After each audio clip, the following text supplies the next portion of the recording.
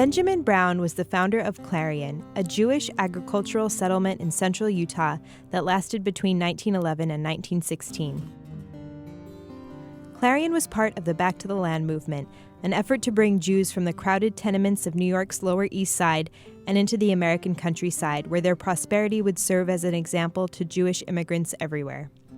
On the weekend of September 9th, 10 of Benjamin Brown's descendants, along with dozens of other children and grandchildren of Clarion settlers, visited the original site of the settlement for its centennial anniversary. It was an opportunity to reminisce about Benjamin Brown, a man whose reputation has taken on myth-like qualities in the 100 years since the settlement's founding. When Brown was in his early 20s, he began formulating his plans for a Jewish settlement in the American West.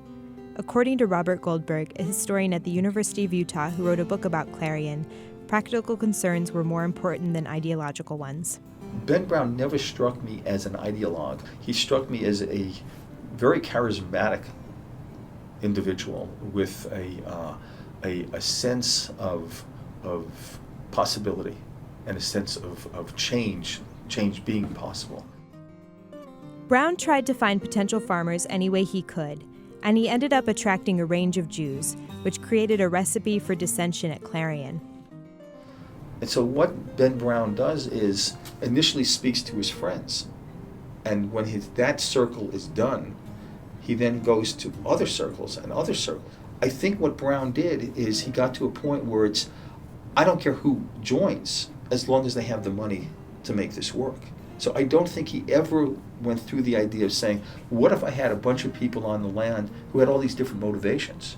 What would these different motivations do in regard to hard times?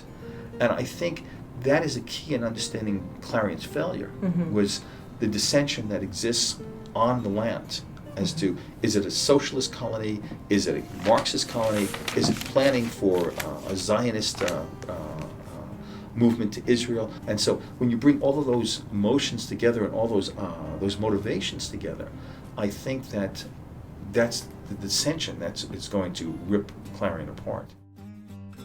Even so, Clarion seemed promising early on.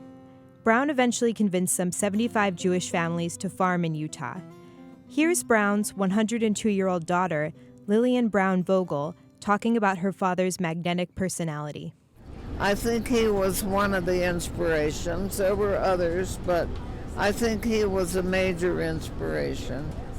He could speak beautifully, and he wrote even more so. So I would say he was the inspiration. I think he was put on a pedestal. Some of the people even referred to him as a little Moses. Here he was trying to make this colony succeed, and the hope was that other Jewish colonies would form similarly in the United States. But Brown had his personal failings as well, and these ultimately contributed to the downfall of the colony, which already suffered from poor quality soil and intermittent irrigation.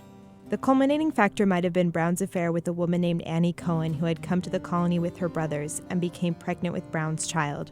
You know, it was another layer of upsettedness with Ben Brown, okay?